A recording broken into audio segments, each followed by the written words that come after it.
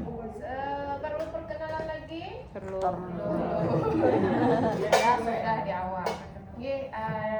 Nama Ulun Dia. Kebetulan Ulun tidak ada mengajar di kelas zona Kalsel. Ini Bunpil Kalsel kan? Iya. Minggu depan baru Kalteng. Jadi memang Ulun kadada mengajar di Kalsel karena Ulun koordinator yang Kalteng. Ya, yang Kalteng. Nah, kalau yang di reguler Ulun sebagai koordinator akademik kelas bilingual. Ya. Karena mata kuliahnya ini kan sebenarnya skillnya adalah mata kuliahnya Gadar. Kemarin Gadar kan. Jadi yang banyak main itu adalah dosen-dosen di departemen Gadar. Jadi di sini itu kita mainnya main departemen. Nah, jadi ada departemen Gadar itu orangnya Ulun, Bu Isma, Bu Hanura, ketua departemennya, habis itu Bu Ila, Bu Jagan. Skillnya itu tentang pembebasan jalan napas ya. Jadi pembebasan jalan napas itu ada dua, ada yang dengan alat, ada yang tanpa alat. Kalau tanpa alat ya yang dengan apa? Pinjat swab, apalagi chest thrust, abdominal, back blow ya, apalagi. Kemudian apalagi? Ada yang lain? Kalau yang dengan alat ya pokoknya yang Heimlich maneuver, nah itu tanpa alat. Kalau yang dengan alat NPA, OPA, Saxon, LMA, nah itu dengan alat. Nah, untuk level S1 kita cukup ke NPA, OPA dan Saxon. Nanti kalau Bu Hanfian sudah pelatihan BTCS baru yang tingkatannya lebih tinggi lagi. Hari ini tentang NPA, OPA dan Saxon. Jadi ulun padahi itu keluar nanti di ujian OSCE kecuali NPA. NPA nggak keluar. Kalau kada salah nggak keluar. Ya. Jadi OPA sama Saxon keluar. Nah, sebelumnya ulun tanya dulu, ada yang bekerja di ICU? Ada banyak? Banyak berarti bisa nih. Berarti kada salah nih ya. Di IGD? Yang di IGD? IGD banyak juga. Dari mana? Dari IGD mana? Hasan Basri dari Kandangan ya. Malam tadi sudah tamol.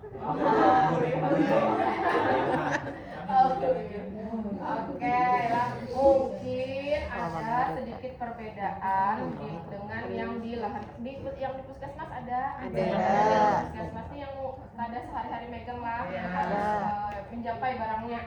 Nah, mungkin ada sedikit perbedaan ya dengan yang di lahan praktik Bonfil lakukan sehari-hari, tapi sebenarnya prinsipnya sama aja. Nah, kalau lihat di SOP itu ada kearifan lokal kita di sini. Kearifan lokal kita di sini itu apa? Kayak misalnya mengucapkan salam, assalamualaikum, mendoakan pasien. Itu kan sebenarnya Bonfil lakukan aja loh. Kayak misalnya menjelaskan prosedur dan segala macam itu memang seharusnya dilakukan oleh perawat, cuman nanti tergantung dari situasinya. Kalau dia situasinya gawat darurat, maka itu diperbolehkan tidak melakukan prainteraksi dan orientasi. Tapi kalau misalnya memungkinkan dilakukan, makanya di situ tulisannya jika perlu. Kalau di ICU, kalau ada pasien silakan, kalau tidak ya tidak masalah. Kalau IGD biasanya pasiennya keluarganya nungguin kan satu orang. Nah, itu juga diberikan informasi, dijelaskan prosedur, tapi secara singkat, kada yang panjang lebar seperti di komunitas, di KMB tidak seperti itu ya. Nah, untuk SOP itu insya Allah tidak berubah ya, tidak berubah. Kalaupun nanti ada perubahan, silakan masuk. Kalau ada perubahan nanti diberitahu pada saat beberapa waktu sebelum ujian OSCE. Nah, jadi sebelum ujian OSCE itu nanti akan dikasih lagi SOP-nya yang terbaru. Yang itu SOP itu yang menjadi acuan karena Bu Hanfian untuk penilaian ujian OSCE-nya. Jadi ada 12 ruangan. Satu orang itu harus menyelesaikan 12 keterampilan. Satu keterampilan itu hanya 10 menit. Kalau cuma pasang opa enak ya, tapi kalau yang kayak misalnya pijai itu kan agak lama, nah jadi harus dimanajemen waktunya. Ada 12 ruangan, setiap ruangan beda-beda, jadi satu ruangan Buan 10 menit berarti 120 menit 2 jam. Buan pian berdiri 2 jam. Jadi sebelumnya harus persiapan, harus makan dan segala macam. Mental apa sih, mental fisik harus kuat ya. Kayak balik ke sini, yang pertama dulu kita tentang NPA. NPA singkatan dari nasofaringel airway. Ya fungsinya tadi untuk pembebasan jalan napas. Ini biasanya dipakai buat apa? Buat apa? Yang di ICU atau IGD pernah menggunakan? Pernah. Biasanya dipakai buat apa, Pak? Buat apa? Pakainya NPA. Biasanya buat pin makanya gasan apa? Gasan maksudnya pada kasus-kasus apa? Kasus-kasus. Kalau NPA itu biasanya lebih adaptatif pada pasien-pasien yang masih sadar, ya, masih sadar, karena itu lebih nyaman, ya. Nah, dan atau untuk pasien-pasien misalnya yang tidak sadar tapi dia mengalami gangguan pada mulut, misalnya ada fraktur kah, ada ruptur kah, ada perdarahan kah yang mulutnya tidak bisa diakses, jadi terpaksa menggunakan saluran hidung, ya. Tapi pada kasus-kasus tertentu tidak boleh dipasang NPA. Contohnya pada, ada yang tahu yang tidak boleh dipasang NPA? Pada kasus-kasus fraktur basis kranii. Apa tuh fraktur basis kranii? Ada yang tahu? Apa patahnya? Adanya fraktur pada dasar tulang tengkorak. Nah, ditandai dengan apa? Ditandai dengan biasanya rakun ais. Rakun ais tahu ya? Rakun ais batanya lebam. Di sini bukan karena betamparan kada, ya, tapi karena ada perdarahan di dalam. Yang ciri khasnya paling sering adalah keluarnya perdarahan atau cairan cerebrospinal di telinga atau hidung, ya. Kalau perdarahan berarti ya darah. Kalau cairan cerebrospinal warnanya bening. Warnanya bening itu tidak boleh digunakan NPA karena dia di dalamnya itu ada fraktur, jadi bisa aspirasi, ya. Alatnya dulu untuk SPO nanti silakan buat kalian dihafal aja yang kayak prainteraksi, kapan kasih salam, kapan cuci tangan, kapan pasang sarung tangan, itu silakan dihafal aja. Jangan menghafalnya, jar orang tuh jangan beristilah kayak anak SD kan usah, tapi yang memang seperti yang digawe buan pian sehari-hari di rumah sakit ataupun di klinik. Bahasa Banjar aja kalau ujian, kada perlu bahasa Indonesia, bahasa Banjar aja kan masalah, ya. Karena melane karena bahasa Indonesia melane, ya. Jadi bahasa Banjar tidak masalah. Karena buat pas ujian tuh acting, ya. Ada penguji satu, kalau kayak opa, saksen itu kan mungkin ada pasien pasti pantem. Berarti pantem yang dipandiri kayak manusia. Jangan mandiri penguji, jangan lagi bertakut, bujur lah bu, pokoknya kan boleh berpandai lawan penguji kecuali sangat perlu, misalnya bu alatnya kereda, misalnya kayak gitu, ya. Oke, alat-alatnya dulu, ya. Nah ini alat-alat dulu yang namanya NPA ini ya, ini berbagai macam ukuran. Nah ini besar banget nih sebenarnya. Jarang ada yang pakai ini karena pentemnya ini dari luar, Lerdal ini dari luar, jadi ini apa ya, perawakannya besar, ya. Kalau orang Indonesia ada sebesar ini, jadi macam-macam ukurannya nanti disesuaikan aja karena nanti kan diukur, ya. Kemudian selain NPA, handscoon-nya pakai handscoon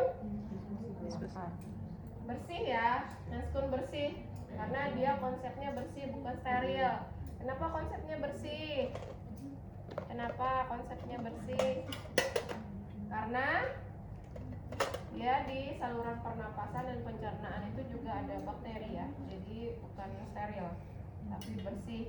Ini apa namanya? Bilangnya apa nih? Bengkok, berarti sama aja bengkok juga. Benarnya ini nama resminya piala ginjal. Ya, Nierbekan ya, bahasa Belandanya. Ya. Kemudian lubrikan. Di rumah sakit pakai lubrikan? Pakai ya? Numpang pada. Pakailah. Pakai. Tapi yang khusus ini ya buat selang, bukan yang buat EKG, supaya lebih mudah. Ini di tahap persiapan alat di ini dulu supaya kena buan kada uyuh, siapkan dulu di kasa supaya kada uyuh. Terus apalagi? Sudah ya, gampang kalau NPA. Gampang sudah ya. Handstrap ya, handstrap. Kalau di lahan praktek cuci tangan ya cuci tangan.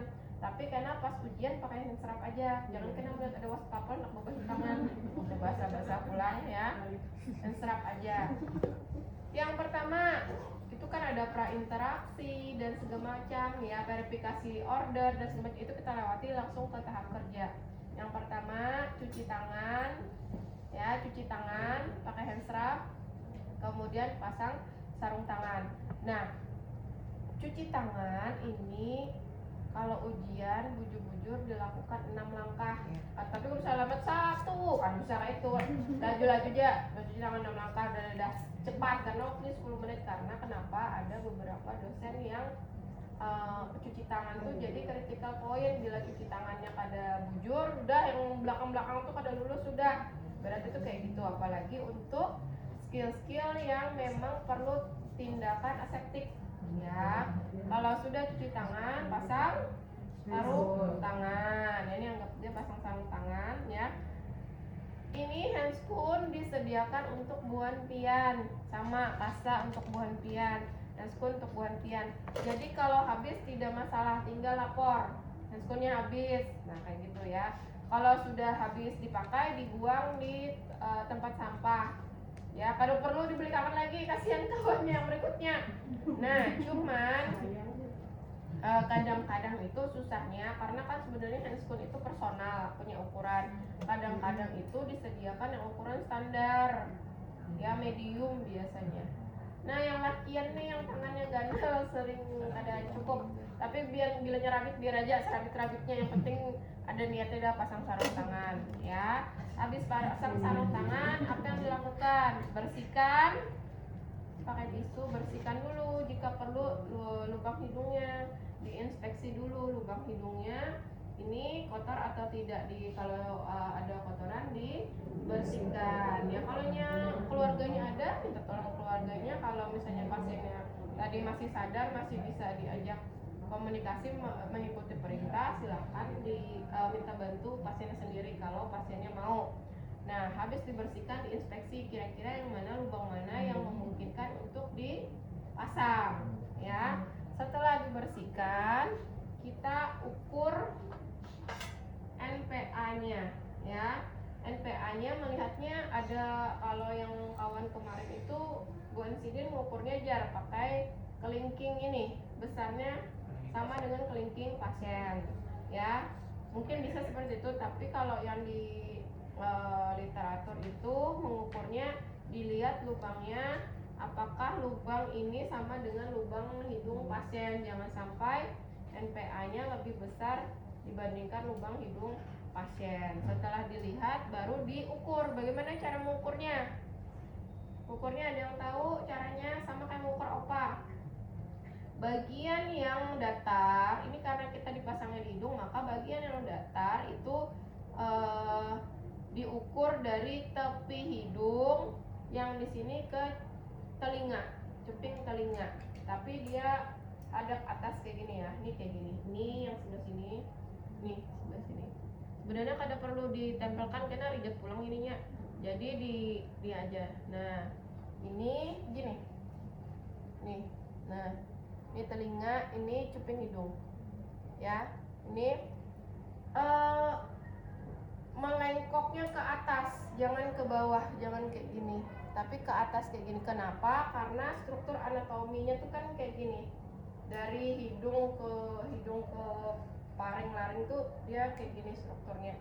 Jadi ngukurnya kayak gini. Setelah diukur sudah yakin, maka tinggal pasang dikasih jelly. Kalau pereda jelly pakai apa? Buang di bengkok ya. Pakai apa? Ya kelomak ya ada lebih. Oli. Pakai oli. Baby oil. Pulang ke rumah bayi cari baby oil. Kemana apa? Kalau pereda apa? NaCl boleh, air bersih boleh. Air bersih ya, bukan air keran. Air bersih itu aqua botol, kayak gitu, aquades. Ya kalau sudah dilihat, dimasukkan ininya arah ke dalam. Ini arah septum ya, yang ininya ke septum. Septum tahu? Ini belakang ini kan bantu jar. Nah nih, ya masukkan. Pas masukkan jangan lupa permisi Pak lah. Itu kan ada di situ loh, ucapkan bismillah. Nggak bisa nyaring-nyaring yang bismillahnya. Yang penting diucap aja. Masukkan. Apalagi kalau nya keras gimana? Sambil putar-putar, sama aja kayak MJT aja, putar-putar. Suruh pasiennya tarik nafas. Kalau keras suruh dia menelan. Kalau keras juga,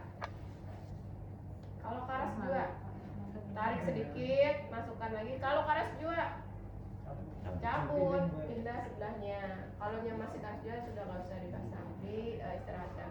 Ini arah, nah, nih pas kan nih, nah septum. Jadinya pas yang ininya. Nih pas lengkukannya nih. Nah, masalahnya kalau nya ke sini nih kayak apa ya? Rasa ini tanda lekukan di sini, ini bisa dekubitus di sini. Jadi kalau ini kan pas septum. Nah, kecuali hantu kan si septum lah. Nah,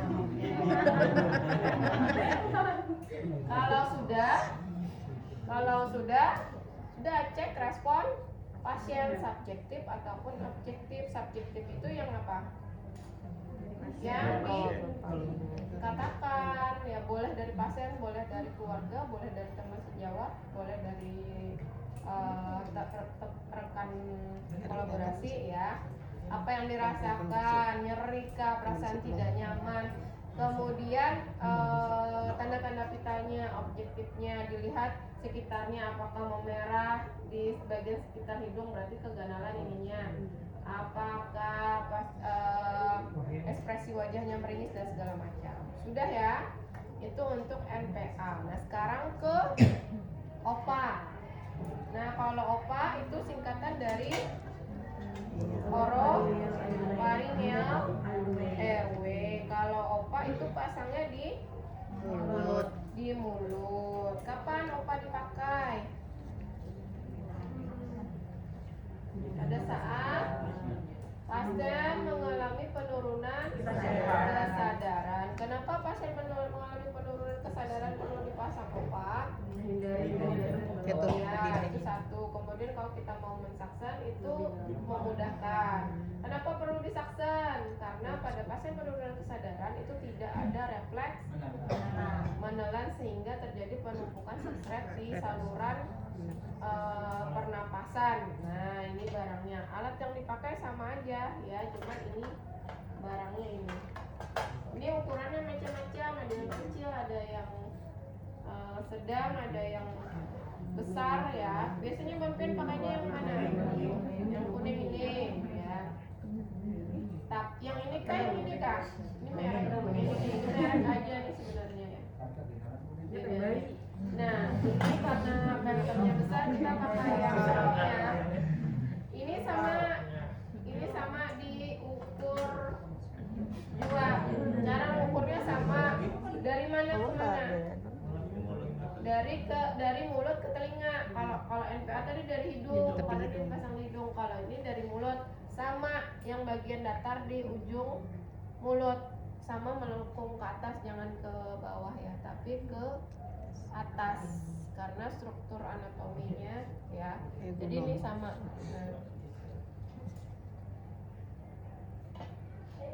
Nah, kalau sudah beri jeli. Nah cara masangnya gimana? Ini sama kayak hidung, kalau misalnya ada kotoran, lakukan finger sweep dulu. Ini cara masangnya gimana?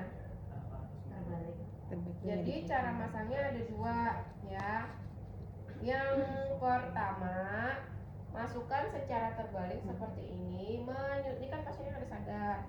Menyusuri, nah ini posisinya nih.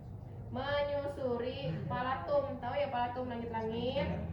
Ya, sampai dengan mana? Sampai apa? Sampai ujung ya. Nya perasaan aja biasanya sampai ujung. Kalau sudah baru diputar. Gampang banget ya ini. Kalau dapat ujian ini enak. Habis itu secara satunya adalah dengan menggunakan tong spatel. Kalau misalnya lidahnya sudah terjatuh ke belakang, pakai tong spatel agak ditekan, langsung aja, harusnya dibalik, langsung aja. Sudah selesai. Ya, kemudian kalau ada sekret yang perlu disaksen, lakukan saksen. Kalau tidak, ya tidak masalah ya. Difiksasi atau tidak? Fiksasi kan ada? Tidak. Atau ada yang difiksasi ya? Nah, jadi memang itu yang baru kalau ulun pakai referensinya yang buku SPO PPNI. Itu NPA, OPA itu tidak difiksasi. Kalau NPA ulun cari di internet kada dapat gambarnya yang difiksasi. OPA juga. Nah, tapi dulu itu yang membilas. Ini karena kalau ujian dipakai aja. Apa yang disediakan dipakai aja. Setelahnya itu buang tempat sampah. Normal salin. Terus nih apa nih? Ya, pulse oximetry ya. Pulse oximetry. Kalau ada sudah, kalau misalnya di ICU kalau udah pakai elektroda ya bisa pakai elektroda aja. Tapi kadang tuh kalau di ICU tuh kita kayak mensaksen tuh kan sekali membersihkan lah, kalian memandikan. Iya gitu ya. Ya kan, karena kalau di ulin gitu. Jadi kadang tuh elektrodanya dipacu seberatan kada terpantau lagi supaya duanya, jadi dipasang ini ya. Terus selang saksennya ukurannya macam-macam. Yang kecil sekali. Ini yang hitam ya. Ada yang besar, ini disesuaikan. Ini yang besar gigi tuh harus lagi nih. Ya. Ini yang kecil nih. Nah, yang kalau di rumah sakit Sanglah itu di ICU-nya itu pasien ICU itu disikat gigi, bukan kan disikat gigi lah pasiennya. Karena pakai kasa ya, karena pasien tidak sadar kalau di Sanglah membujur disikat gigi pakai Pepsodent. Tapi untuk mencegah supaya jangan aspirasi disaksennya. Oh, sambil disaksen. Kayak orang di dokter gigi juga ya. Saksennya kayak gitu ya. Ini kita pakai yang ini. Nah, ya pertama kita cek dulu. Dengarkan suara apa yang didengar? Suara, hah? Suara alam. Suara apa? Suara paru-paru. Apa yang dicek? Suara paru-paru dengar anaknya kah? Apa? Suara pernapasannya, ronkinya. Nah, ini bujur kada perlu saksen lah. Kalau sudah ini kayaknya perlu saksen, maka siapkan saksennya. Sambil nyiapkan saksen, kasih oksigen dulu. Kasih oksigen, tapi kalau yang sudah dikasih nggak masalah ya. Sudah, kita cek dulu saksennya. Baikkah kada ditutup dulu. Ini kenapa oksigen bisa ingat? Kalau mau bu aja, sebenarnya kada ditutup. Ya, sambungkan selang saksen dengan ini ya, kita pakai ini tadi. Oke, ini dang dulu, ini ada pentilnya nih di sini. Ini karena kalau ujian, ini kan bawaan dari ini kan tutupnya nih. Ini kalau kayak ini, jangan dikarasi. Sampai subuh kada lulus dicabut ininya lah, dicabut, jangan buang pas solikin kena buang, masukkan di sini. Karena solikin Bu Yurida, ya. Nyambungnya yang ini. Nah, ini kalau buat tutup kayak ini, karena bila anak saksen tinggal dibuka. Jangan yang ini, karena bingung pulang nah. Pulang nah. Itu dia masuk.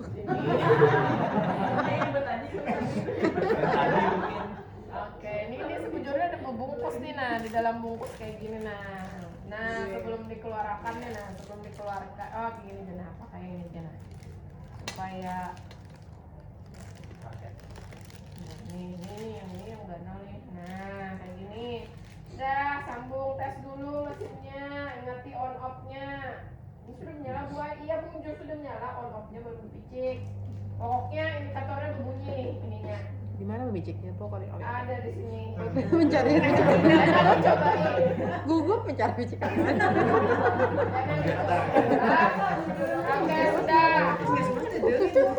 Sudah, oke, pakai sarung tangan ya, pakai sarung tangan kita keluarkan. Coba dulu di banyu. Ini buka. Kalau anak misap yang mana?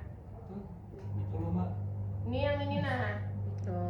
Kalau kita mengisap ini kan ditutup, pakai jempol aja, kan usah pakai ini, karena buat pulang menutup ini kayaknya. Pakai jempol aja. Kalau kita anak misap ditutup, ya. Kalau anak melepas, buka. Ini menutup ini jangan lebih dari 15 detik di dalam untuk habis orang penapisan napas. Ya, kita tes dulu di banyu, dibilas dulu. Oh, oke, sudah. Pada saat mensaksen yang diutamakan kalau dia pakai tete dulu, baru di sekitar mulut dan hidung. Contoh nih misalnya kalau dipakai obat di dalam dulu. Pas memasukkan jangan dipicik dulu. Ya, buka aja. Ini kan papa haran listrik bermasalah. Lah, masukkan dulu. Siapa masukkannya? Kalau siapa? Masukkannya? Kalau ETT itu sampai karina, ya karena dia kan panjang kan sampai sini, jadi sampai mentok biasanya sampai karina itu namanya deep suction. Kalau mulut swallow aja, biasanya 10 cm ya, sekitar 10, tapi dirasa-rasa aja. Masukkan dulu, ini namanya ini keganalan suctionnya keganalan. Ya, jangan pas masukkan, jangan dipicik, dimasukkan, pas hendak mengeluarkan baru dipicik ininya, disaksen sambil keluar sambil memutar.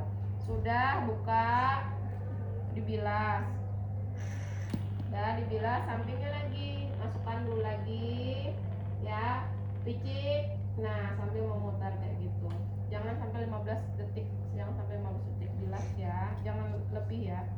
Sebelahnya lagi masukkan, picik. Nah ini lambat ya karena pakai petem, tapi kalau sudah yang hari-hari laju baru ke hidung ya, hidung. Bentar, sudah selesai bilas. Dilakukan berapa kali sampai habis nyawanya. Sampai biasanya 3-5 kali ya. Habis kita selesai ini sudah satu, beratnya sudah bersih. Ini sudah kita bersihkan. Kasih dulu dia waktu buat bernapas ya. Lihati dulu dadanya mengembang, kada bersih. Habis itu kada mengembang lagi dada orang. Lah, habis itu sambil diberi oksigen. Nah, lakukan 3-5 kali. Kalau misalnya sudah bersih Bu, ya ini kan sambil kita auskultasi lagi, masih kada bunyi ronki. Ya, stridor, gargling. Kalau sudah bersih, kada sampai 3 kali, kada masalah. Sekali aja tidak masalah. Ya, kalau sudah dimatikan. Ini kan 1 kali pakai ya, disposable ya, dibuang. Tapi karena pas ujian jangan dibuang lah. Enak apot kawan berikut kemana? Jangan pulang di bak sampah. Ya, setelah itu cek respon pasien, cek TTP, SPO2, habis itu ekspresi wajahnya ada tidak keluhan tanda-tanda sesak napas dan segala macam ya 10 menit sambil melakukan suction. SpO2 nya tetap dipantau. Jadi kalau yang di Sanglah itu mereka karena melihat ketika di suction tuh bisa sampai 80-an aja loh anunya SpO2 kita. Jadinya tuh sambil lihat monitor, nah sambil suction, sambil lihatnya monitor, sambil suction lihat monitor. Kalau sudah di bawah 80 tuh stop dulu, naik lagi kasih oksigen baru di suction lagi. Ya seperti itu. Ada pertanyaan?